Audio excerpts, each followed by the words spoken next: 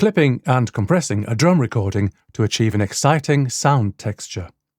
It's an interesting contradiction in audio that it's necessary to master the skills of making a recording that is clean and free from distortion, yet also to be able to produce interesting warmth or distortion effects when required. In the analog era of recording, it wasn't necessary to create distortion. Distortion was inbuilt into the recording process, particularly so with the analog tape recorder. But even then, creative engineers would push the boundaries and record at levels high enough to create distortion that would probably have made the equipment's designers weep. When digital audio came into practical professional use in the 1980s, one common complaint was that it sounded too clean and lacked the depth and character of analog. This was precisely because it lacked the distortion of analog.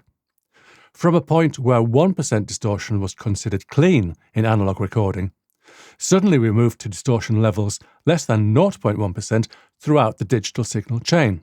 So the challenge then became to create distortion where practically none existed, and where the ear had become used to and liked the natural sound of analog distortion. The engineer had to carefully craft distortion in digital recordings by a variety of means in order to sound good. Fast forward to the present day, and there's no shortage of plugins to create distortion of all types, but still, the challenge is for it to sound good. Limiter number 6. In an issue of Sound on Sound magazine, there was an interesting reader's question, which asked how to get good hip-hop kick and snare sounds through clipping, because when he tried it, it sounded, quote, horrible. Yes, indeed, it certainly can.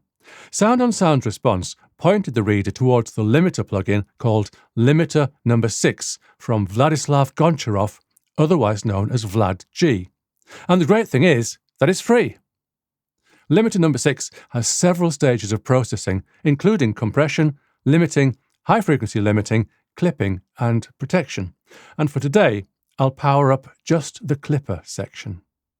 My starting point is a loop created by software instrument Strike, which used to be a Pro Tools only plugin, but is now available in a variety of formats. Strike is capable of creating a wide range of realistic drum sounds and offers a wide range of patterns and variations. However, I don't think that it's unfair to say that Strike can be a bit bland. Realistic, yes. Exciting, no. But a sound that starts off fairly plain and ordinary can be much more receptive to processing than one that already has character built in. My opinion of Strike is, of course, purely personal, and clearly you should judge it for yourself. But here is my starting point for this tutorial, the raw output from Strike using one of the preset kits and patterns.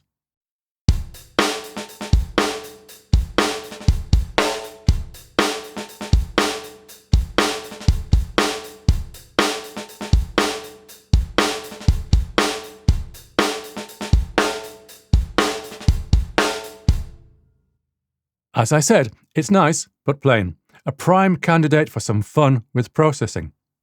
Let's take a close look at the main controls of limiter number 6's clipper. The lamp in the centre shows that the clipper is active and varies a little in brightness according to the signal level, which is handy. Then we have two main controls and a meter. The gain and threshold controls are somewhat interactive. The threshold control sets the level at which the clipping kicks in, which in theory should be enough in itself. However, if you're not getting enough audible clipping, then the gain control provides a ton of extra oomph to the signal. It's worth noting that the meter is calibrated from 0 dB down to only -3 dB. This should be taken as a clear indication that 3 dB of clipping is probably enough for any purpose. At the settings shown here, you'll hardly hear any difference. So let's try settings that you will hear clearly. It's louder than the previous example, so you might want to turn your monitors down.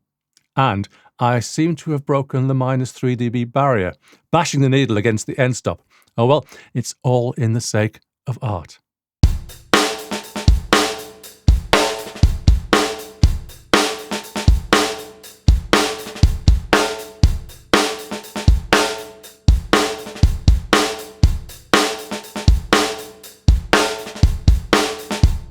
As I always say, so forgive me for repeating myself if you've heard it before, there's a strong tendency for anything that is louder to seem to be better.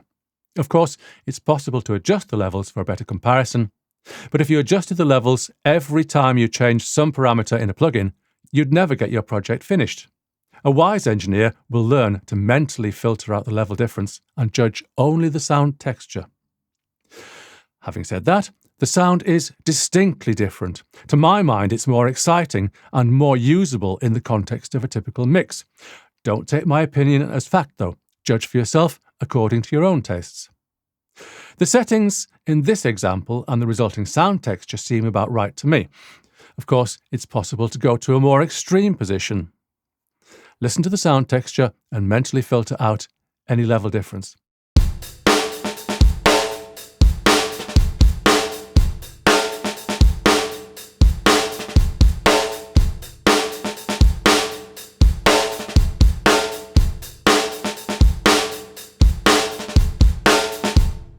For this example, the threshold was -9 dB and the gain +12 dB. Limiter number 6 can go further, but this is far enough for me for today. I could conclude at this point that even just using the clipper of limiter number 6, I can achieve sounds that I like and would find useful, but I can't resist going a stage further. Let's compress it. Even though limiter number 6 has a compression section, it's ahead of the clipper, and I fancied compressing the clipped output. So I hooked up the Waves CLA76, which is a personal favourite of mine, but please make your own judgment.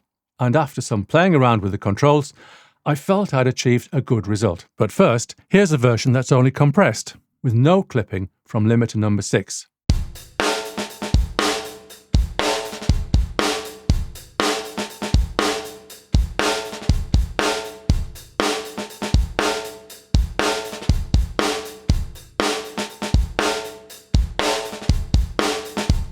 That's quite nice in itself, but here's the sound of clipping followed by compression.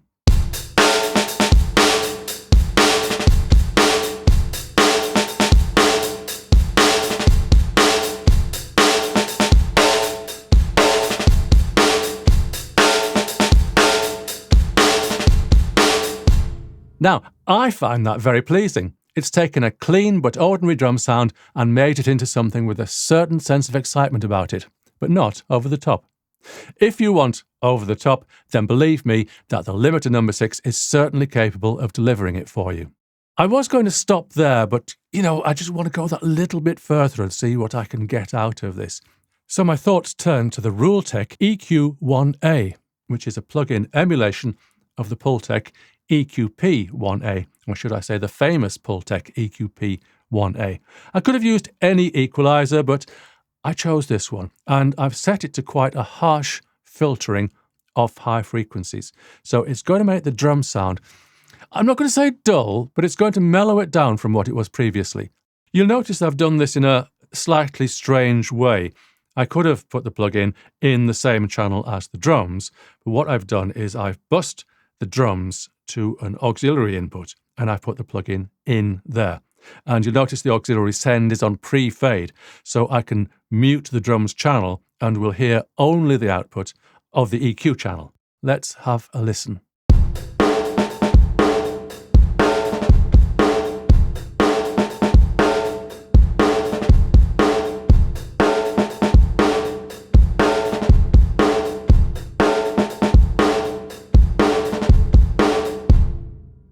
I could stop there, but I'm thinking let's just go a little bit further, and what sort of crazy idea can I try next?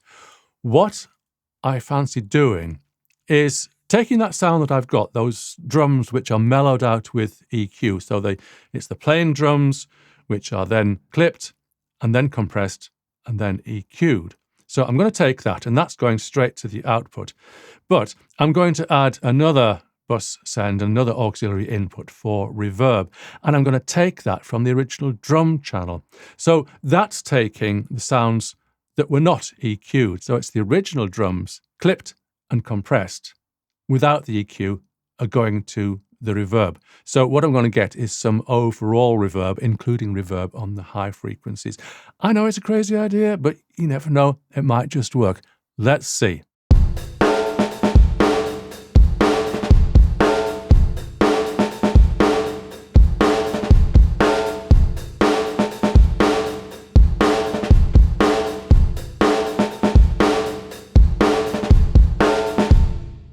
Really, it might not be to everybody's taste, but it's an example of what can be done with a little bit of experimentation with plugins. And I think what we can see, or what we can hear rather, is that we started off with something which was plain, bland, ordinary and clean, and not such a bad drum sound at all, but we've made it into something which has got a really rich texture. But back to the level difference. Although it's a great skill to be able to train your engineer's ear to ignore level differences when comparing processed with unprocessed, for the purpose of this tutorial, I thought I'd put together a comparison clip. In this clip, the audio alternates between unprocessed and processed with clipping, compression, EQ, and reverb. And I've tweaked the levels to what I think makes them subjectively similarly loud.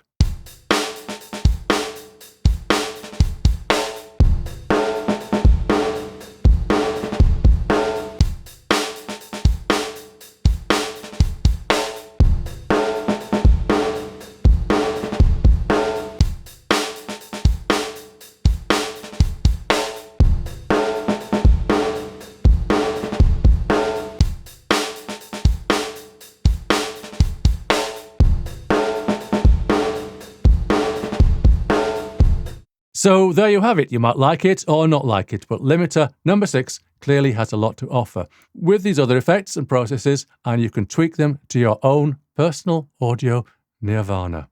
I'm David Mellor, Course Director of Audio Masterclass. Thank you for listening.